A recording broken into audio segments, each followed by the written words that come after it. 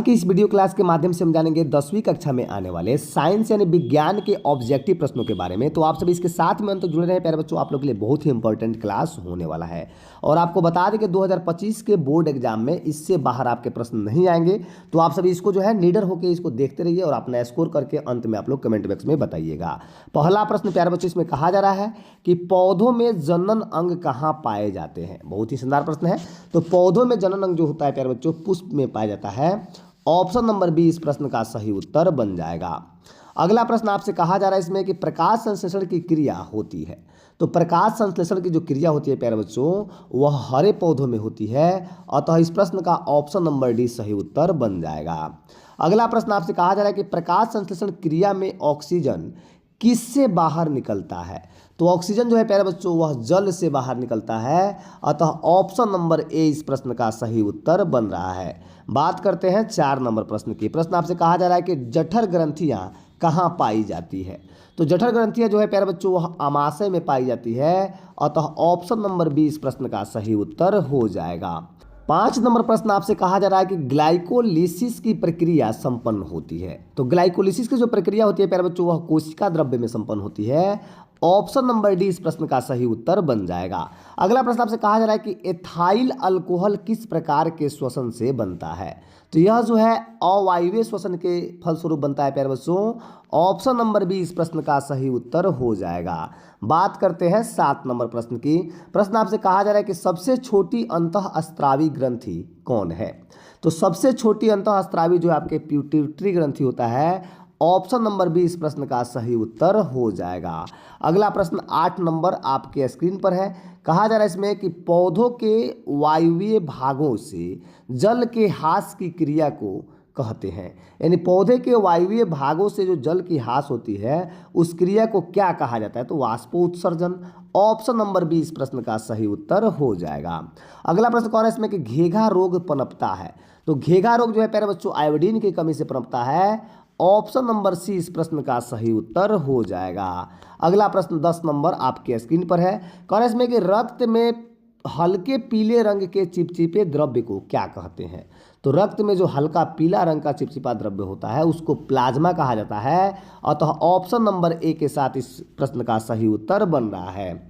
अगला प्रश्न आपसे कहा जा रहा है कि रक्तचाप मापने के उपकरण को कहते हैं। यानी रक्तचाप मापने वाला जो उपकरण होता है उसको जो है प्यारे बच्चों एस्फिग्मो मैनोमीटर के नाम से जाना जाता है, ऑप्शन नंबर डी आपका सही उत्तर हो जाएगा। अगला प्रश्न कौन है इसमें कि वाष्पोत्सर्जन क्रिया पाई जाती है। वाष्पोत्सर्जन की जो क्रिया होती है वह पौधों में पाई जाती है, ऑप्शन नंबर बी के साथ इस प्रश्न का सही उत्तर बन रहा है। बात करते हैं 13 नंबर प्रश्न की। प्रश्न आपसे कहा जा रहा है कि निम्नलिखित में से किसमें खुला परिसंचरण तंत्र पाया जाता है। तो खुला परिसंचरण तंत्र जो होता है तिलचट्टा में पाया जाता है प्यारे बच्चों, और बार बार आने वाला प्रश्न है, आप सभी इसको याद कर लीजिएगा। अगला प्रश्न आपसे कहा जा रहा है कि रक्त क्या है। बहुत ही शानदार प्रश्न है। रक्त क्या है। तो रक्त एक ऊतक है, अतः ऑप्शन नंबर बी इस प्रश्न का सही उत्तर हो जाएगा। अगला प्रश्न आपसे कहा जा रहा है कि मूत्र का पीला रंग किस वर्णक के कारण होता है। मूत्र का पीला रंग यूरोक्रम के कारण होता है प्यारे बच्चों, ऑप्शन नंबर सी इस प्रश्न का सही उत्तर हो जाएगा। अगला प्रश्न आपसे कहा जा रहा है इसमें प्रश्न है प्यारे बच्चों, प्रश्न इसमें निम्नलिखित में कौन एक उभयलिंगी जंतु है। बहुत ही शानदार प्रश्न है। तो उभयलिंगी जंतु की बात की जाए तो वह केचुआ होता है, अतः ऑप्शन नंबर डी इस प्रश्न का सही उत्तर हो जाएगा। अगला प्रश्न आपसे कहा जा रहा है कि यूरिया रक्त में कहाँ से प्रवेश करती है। तो यूरिया जो है प्यारे बच्चों रक्त में कहाँ से करती है। तो यकृत से, ऑप्शन सी आप सभी इसको याद कर लीजिए। अगला प्रश्न आपसे कहा जा रहा है कि जैव आवर्धन प्रदर्शित करने वाला रसायन है। तो जैव आवर्धन प्रदर्शित करने वाला जो रसायन होता है उसको डीडीटी के नाम से जाना जाता है, जो ऑप्शन नंबर बी आपका सही उत्तर बना रहा है। अगला प्रश्न आपसे कहा जा रहा है कि निम्नलिखित में से कौन एक प्राथमिक उपभोक्ता है। तो प्राथमिक उपभोक्ता की बात करें तो वह शाकाहारी है, ऑप्शन नंबर बी आपका सही उत्तर हो जाएगा। अगला प्रश्न आपसे कहा जा रहा है कि निम्नलिखित में कौन एक भूमिगत जल का उदाहरण है। तो भूमिगत जल का उदाहरण इसमें पूछा जा रहा है प्यारे बच्चों, तो वह कुआं हो जाएगा, जो ऑप्शन नंबर ए के साथ आपका सही उत्तर बन रहा है। बात करते हैं अगले प्रश्न की। प्रश्न इसमें कहा जा रहा है प्यारे बच्चों कि प्राकृतिक चुनाव द्वारा जीवों का विकास कहलाता है। तो प्राकृतिक चुनाव द्वारा जो जीवों का विकास होता है उसको डार्विनवाद के नाम से जाना जाता है। ऑप्शन नंबर सी इस प्रश्न का सही उत्तर बन रहा है। प्यारे बच्चों, अगला प्रश्न आपके स्क्रीन पर है। कह रहा है इसमें कि हरे पौधे कहलाते हैं। हरे पौधे को प्यारे बच्चों क्या कहा जाता है? तो उसको उत्पादक कहा जाता है। ऑप्शन नंबर सी इस प्रश्न का सही उत्तर हो रहा है। अगला प्रश्न इसमें कह रहा है प्यारे बच्चों कि अंडोत्सर्ग का कारण है। तो अंडोत्सर्ग का जो है प्यारे बच्चों कौन सा कारण है पूछा जा रहा है? तो LH। ऑप्शन नंबर ए इस प्रश्न का सही उत्तर हो जाएगा। प्यारे बच्चों, अगला प्रश्न आपसे कहा जा रहा है कि लैंगर-हैंक्स की दीपिकाएं कहाँ पाई जाती है। बहुत ही शानदार प्रश्न है। तो लैंगर-हैंक्स की दीपिकाएं कहाँ पाई जाती है? तो अग्नाशय में। ऑप्शन नंबर सी इस प्रश्न का सही उत्तर हो जाएगा। बात करते हैं अगले प्रश्न की। कह रहा है इसमें कि थायरॉक्सिन हार्मोन के संश्लेषण से निम्न में किसका होना आवश्यक है? यानी थायरॉक्सिन हार्मोन के संश्लेषण में जो है किसका होना आवश्यक होता है? तो आयोडीन का होना प्यारे बच्चों। ऑप्शन नंबर डी इस प्रश्न का सही उत्तर हो जाएगा। बात करते हैं 26 नंबर प्रश्न का। कह रहा है इसमें कि निश्चल कणिका पाई जाती है। यानी कि निश्चल कणिका जो होती है प्यारे बच्चों कहाँ पाई जाती है? प्रश्न कर रहा है इसमें तो न्यूरॉन में। ऑप्शन नंबर सी इस प्रश्न का सही उत्तर हो जाएगा। बात करते हैं 27 नंबर प्रश्न की। प्रश्न कहा जा रहा है इसमें कि मानव मस्तिष्क का वजन होता है। बहुत ही शानदार प्रश्न है। तो मानव मस्तिष्क का वजन जो होता है यानी आपके 1 किलो 200 ग्राम से 1 किलो 400 ग्राम के बीच होता है कि 1.2 से 1.4 केजी के बीच होता है, जो ऑप्शन नंबर सी आपका सही उत्तर हो जाएगा। अगला प्रश्न आपसे कहा जा रहा है कि निकट दृष्टि दोष अथवा दूर दृष्टि दोष के निवारण हेतु प्रयुक्त लेंस द्वारा बना प्रतिबिंब होता है। तो प्रयुक्त लेंस द्वारा बना प्रतिबिंब कैसा होता है? तो वास्तविक होगा, लेकिन वास्तविक जब होगा तो उल्टा होगा, जो ऑप्शन नंबर डी आपका सही उत्तर हो जाएगा। अगला प्रश्न आपसे कहा जा रहा है प्यारे बच्चों कि साइड मिरर के रूप में, बहुत ही शानदार प्रश्न है, साइड मिरर के रूप में निम्नलिखित में से कौन सा प्रयुक्त होता है? यानी कि किसका प्रयोग जो है साइड मिरर के रूप में किया जाता है? तो उत्तल दर्पण का। ऑप्शन नंबर ए इस प्रश्न का सही उत्तर बन जाएगा। बात करते हैं 30 नंबर प्रश्न की। प्रश्न इसमें कह रहा है इसमें कि अवतल लेंस द्वारा प्राप्त प्रतिबिंब होता है। तो अवतल लेंस के द्वारा प्राप्त जो प्रतिबिंब होता है आभासी होगा, सीधा होगा, छोटा होगा, इनमें से सभी हो जाएंगे, जो ऑप्शन नंबर डी के साथ आपका सही उत्तर हो जाएगा। अगला प्रश्न इसमें कह रहा है कि ऊर्जा का SI मात्रक, बहुत ही शानदार प्रश्न है। तो ऊर्जा का SI मात्रक जो होता है जूल होता है। ऑप्शन नंबर ए आपका सही उत्तर हो जाएगा। अगला प्रश्न की बात करते हैं। प्रश्न कहा जा रहा है कि आकाश का नीला रंग होना किस परिघटना का परिणाम है? तो आकाश का नीला रंग होना यानी कि प्रकाश का प्रकीर्णन है। ऑप्शन नंबर बी इसका सही उत्तर हो जाएगा। प्यारे बच्चों, अगला प्रश्न आपसे कहा जा रहा है कि सामान्य नेत्र के लिए अस्पष्ट दृष्टि का न्यूनतम दूरी, बहुत ही शानदार प्रश्न है। तो जब भी न्यूनतम दूरी पूछेगा तो 25 सेंटीमीटर यानी CM लगाइएगा, और ऑप्शन नंबर सी इसका सही उत्तर बन जाएगा। वहीं अगर अनंत बिंदु पूछता है, इसका दूर बिंदु पूछता है, तो वह अनंत हो जाता है, उसको इन्फिनिटिव कहा जाता है। और तो इसमें ऑप्शन नंबर सी इस प्रश्न का सही उत्तर हो जाएगा। अगला प्रश्न इसमें कहा जा रहा है कि किसी उत्तल लेंस का फोकसांतर 50 सेंटीमीटर, तो इसकी क्षमता क्या होगी? बहुत ही शानदार प्रश्न है। फोकसांतर 50 है तो इसकी क्षमता कितना हो जाएगा प्यारे बच्चों? तो 2 डायोप्टर का हो जाएगा। इसको निकालेंगे तो 2 डायोप्टर, और तो ऑप्शन नंबर आपका प्लस में 2 डायोप्टर होगा, तो ऑप्शन नंबर डी आपका सही। 35 नंबर प्रश्न की प्रश्न कहा जा रहा है इसमें कि एक प्रिज्म कितने सतहों से घिरा हो रहता है? तो एक प्रिज्म की बात करें तो वह 5 सतहों से घिरा रहता है प्यारे बच्चों। ऑप्शन नंबर डी इसका सही उत्तर बन रहा है। अगला प्रश्न आपसे कहा जा रहा है कि अभिनेत्र लेंस की फोकस दूरी में परिवर्तन किया जाता है। तो अभिनेत्र लेंस के फोकस दूरी में परिवर्तन किसके द्वारा किया जाता है? तो वह पक्षमाभी पेशियों के द्वारा, जो ऑप्शन नंबर डी इस प्रश्न का सही उत्तर हो रहा है। बात करते हैं अगले प्रश्न की। प्रश्न इसमें कहा जा रहा है कि प्रकाश के प्रवर्तन के कितने नियम हैं? देखिए, बहुत ही शानदार प्रश्न है। तो प्रकाश के प्रवर्तन के 2 नियम होते हैं प्यारे बच्चों, जो ऑप्शन नंबर बी में आपका दिया हुआ है, बिल्कुल आपका राइट आंसर बन जाएगा। अगला प्रश्न आपसे कहा जा रहा है कि फोटोग्राफी कैमरा का अभिदृश्यक होता है। तो फोटोग्राफी कैमरा का अभिदृश्यक जो होता है प्यारे बच्चों उत्तल लेंस होता है, अतः ऑप्शन नंबर ए इस प्रश्न का सही उत्तर हो जाएगा। अगला प्रश्न कह रहा है कि यदि एक किरण अवतल दर्पण पर लंबवत आपतित हो तो परावर्तन के बाद किरण किस बिंदु से गुजरेगी? तो परावर्तन के बाद जो है प्यारे बच्चों कौन से बिंदु से गुजरेगी? तो फोकस से गुजर जाएगी, अतः ऑप्शन नंबर ए इसका सही उत्तर हो जाएगा। अगला प्रश्न कहा जा रहा है इसमें कि यदि एक प्रिज्म से एक वर्णीय किरण गुजरे तो इसका नहीं होगा। इसका क्या नहीं होगा प्रश्न इसमें किया जा रहा है। तो इसका जो है प्यारे बच्चों वर्ण विक्षेपण नहीं हो जाएगा, क्योंकि प्रिज्म के द्वारा जो हम लोग वर्ण को विक्षेपित करके देखते हैं, जैसे सूर्य के प्रकाश को प्रिज्म से होकर गुजारते हैं तो 7 रंगों में विभक्त हो जाता है, अतः इसमें वर्णों का विक्षेपण नहीं होगा, अतः ऑप्शन नंबर बी इस प्रश्न का सही उत्तर बन जाएगा।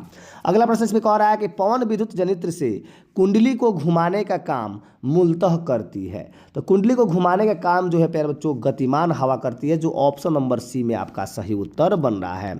अगला प्रश्न इसमें कह रहा है कि कांच की अवतल लेंस की वायु में शक्ति होती है।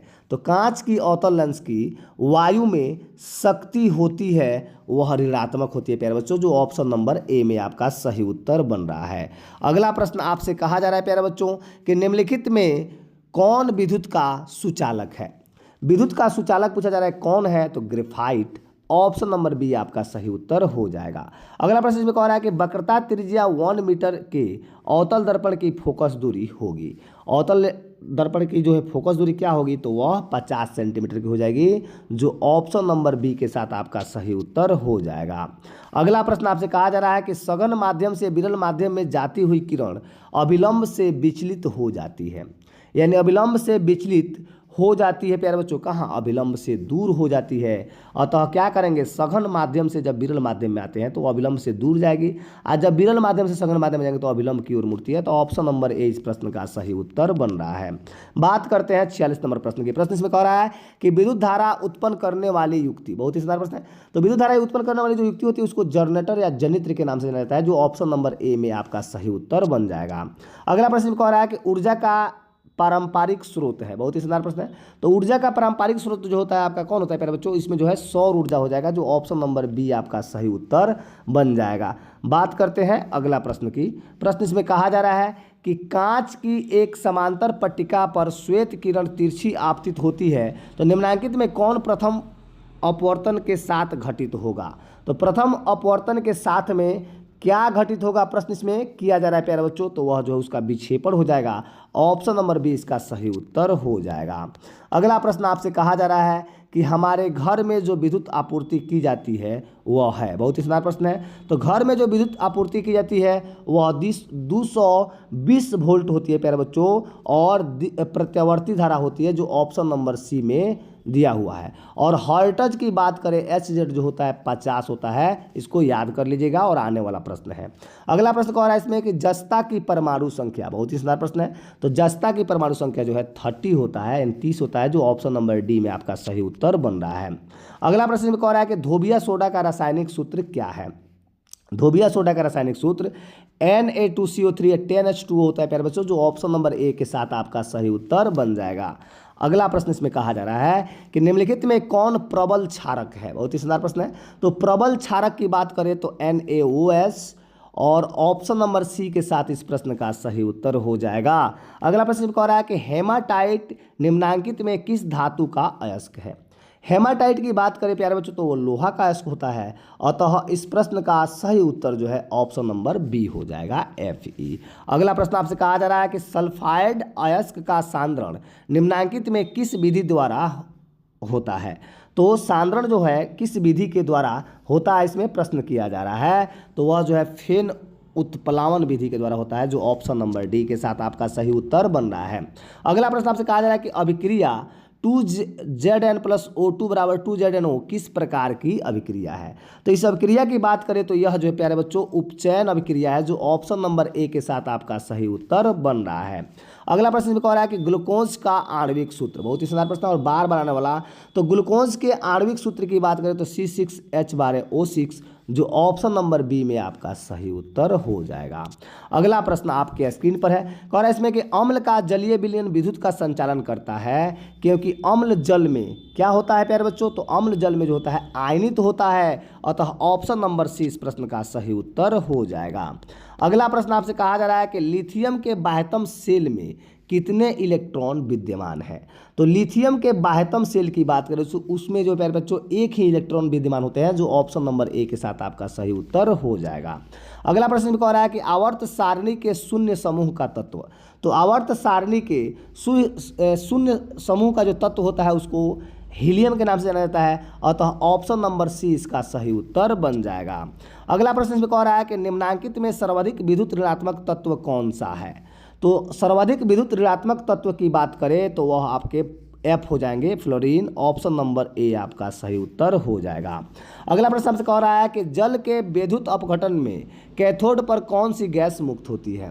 तो कैथोड पर मुक्त होने वाला गैस जो होता है हाइड्रोजन होता है, जो ऑप्शन नंबर सी के साथ आपका सही उत्तर हो जाएगा। अगला प्रश्न आपसे कहा जा रहा है कि हमारे शरीर का पीएच मान क्या है। बहुत ही शानदार प्रश्न है। तो शरीर का पीएच मान जो होता है 7 से लेकर 7.8 तक होता है, जो ऑप्शन नंबर सी के साथ आपका सही उत्तर बन रहा है। अगला प्रश्न आपसे कहा जा रहा है कि निम्नांकित यौगिकों में कौन अम्ल है। बहुत ही शानदार प्रश्न है। तो निम्नांकित यौगिकों में अम्ल पूछा जा रहा है तो H2SO4 ऑप्शन नंबर डी इसका सही उत्तर हो जाएगा। अगला प्रश्न कहा जा रहा है इसमें कि निम्नांकित में कौन संश्लेषित सूचक है। संश्लेषित सूचक की बात की जा रही है कि कौन सा है, तो मेथिल ऑरेंज, जो ऑप्शन नंबर सी के साथ आपका सही उत्तर हो जाएगा। अगला प्रश्न आपसे कहा जा रहा है कि कार्बन डाइऑक्साइड जल से अभिक्रिया करके बनाता है। कार्बन डाइऑक्साइड जल से अभिक्रिया करके कार्बोनिक अम्ल बनाता है। ऑप्शन नंबर सी आपका सही उत्तर हो जाएगा। अगला प्रश्न आपसे कहा जा रहा है कि कॉपर पाइराइट्स का रासायनिक संगठन है। तो कॉपर पाइराइट्स का रासायनिक संगठन की बात करें प्यारे बच्चों तो वो आपका CuFeS2 हो जाएगा, जो ऑप्शन नंबर बी में आपका सही उत्तर बन रहा है। इसको याद कर लीजिएगा। अगला प्रश्न आपसे कहा जा रहा है कि प्राकृतिक में मुक्त अवस्था में पाई जाने वाली धातु है। तो प्राकृतिक में मुक्त अवस्था में पाई जाने वाली धातु जो है सोना है, जो ऑप्शन नंबर बी के साथ आपका सही उत्तर बन जाएगा। बात करते हैं 68 नंबर प्रश्न की। प्रश्न इसमें कहा जा रहा है कि निम्नांकित में कौन सी धातु सबसे अधिक अभिक्रियाशील है। तो सबसे अधिक अभिक्रियाशील धातु की बात करें तो वह जिंक है। ऑप्शन नंबर ए के साथ आपका सही उत्तर बन रहा है। प्यारे बच्चों, अगला प्रश्न आपसे कहा जा रहा है कि किसी अधातु के बाह्यतम सेल में इलेक्ट्रॉनों की संख्या हो सकती है। तो किसी अधातु के बाह्यतम सेल में इलेक्ट्रॉनों की जो संख्या है प्यारे बच्चों वह 4, 5, 6 या 7 हो सकती है, जो ऑप्शन नंबर बी आपका सही उत्तर बन जाएगा। अगला प्रश्न आपसे कहा जा रहा है इसमें कि पीतल निम्नांकित में किनकी मिश्र धातु है। पीतल जो है किनका मिश्र धातु है, प्रश्न इसमें किया जा रहा है। तो आपका कॉपर और जिंक का मिश्र धातु जो होता है पीतल होता है। ऑप्शन नंबर ए इसका सही उत्तर बन जाएगा। अगला प्रश्न आपसे कहा जा रहा है प्यारे बच्चों कि निम्नलिखित में कौन समावयी है। समावयी जो है प्यारे बच्चों कौन सा है, तो एथिल अल्कोहल और डाई मेथिल जो है आपके ईथर, ये आपका समावयी है, जो ऑप्शन नंबर सी में आपका सही उत्तर बन जाएगा।